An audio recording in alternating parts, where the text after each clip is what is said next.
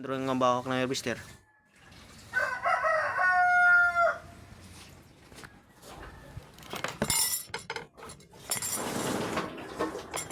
Okay tayo. Ako naman. Hmm? Buksi, may ako. Lagi na lang kasi nakasara. Yain na. Aroy, Diyos me. Oh, taga hirap tanggalin. Oh. Paano ba? Pero may nakasara. Yain na. Ubag, pati dito sa CR. Sundan mo pa ako ng video. Ha? Maluto. Luto lang. Luto ng ano? Ng suran. Anong sarang lutuin mo? Chicken feet. Iyamanin ang kan mo? Tapugan mo? Walang yayamanin. Opo. Iyamanin ang tapugan mo. Mag-isip ko nga. Ganda pa ng short mo. Ha?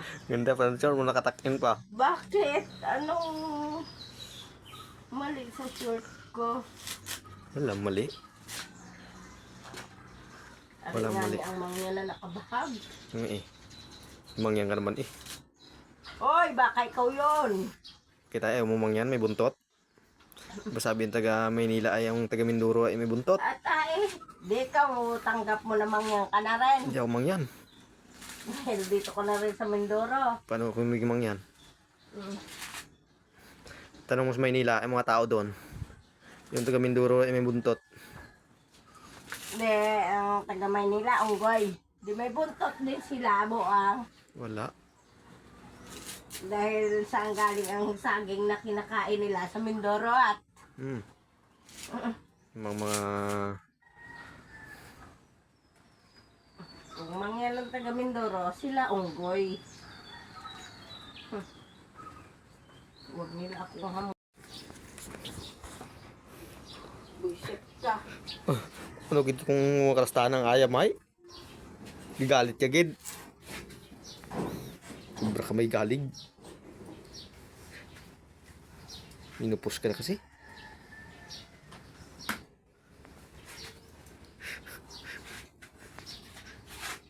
May galig ang May ka dyan. sabay niya luto paano manok tapos yung luto na isda. Siyempre pagod ka niyan. Magbalot Bakit katawan mo? magbalot ka na isda tapos maprito ka. Katawan mo? Ay, pagod ka kanya yan eh. Pagod ako kung ugatingin ka lang dyan. Daga dala ni Miming. Daga. Tini, yun dun. May galig talaga.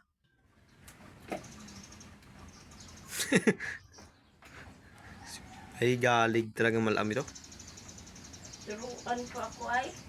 Galing ka Marlo. Wait. Na ganyan ka na ngayon? Sobrang tapang mo na. Ako pang turuan, marunong ka pala, hindi ka magawa.